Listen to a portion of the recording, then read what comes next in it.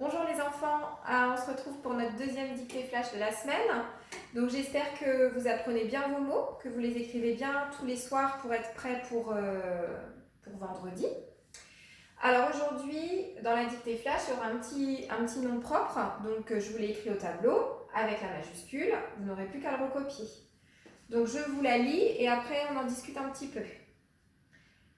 Il a plu toute la journée et le toit de la cabane de Robinson est abîmé. Il part donc ramasser ou couper des branches pour le réparer. Donc dans ce petit texte, il y a deux phrases. La première phrase, vous ferez attention, elle est au passé composé. Et la deuxième phrase, elle est au présent. Ensuite, dans cette petite dictée, il y a pas mal de mots qui se terminent en « et ».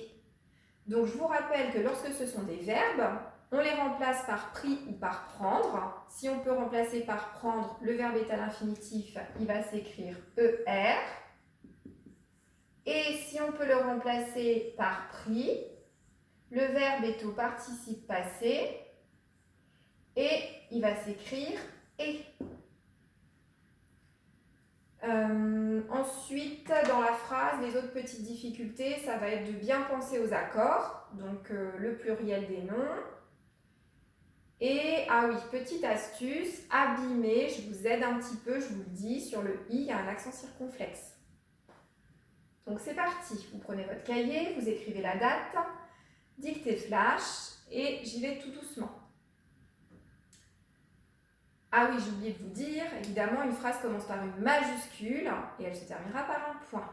C'est parti. Il a plu toute la journée.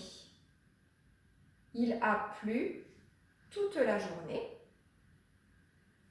Et le toit de la cabane de Robinson, et le toit de la cabane de Robinson est abîmé. Point. On pensera bien pour le petit « et » à se demander si on peut dire « et puis », à ce moment-là c'est « et » ou « était », c'est un verbe, à ce moment-là c'est « est ».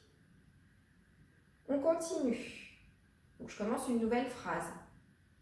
Il part donc ramasser, il part donc ramasser ou couper des branches.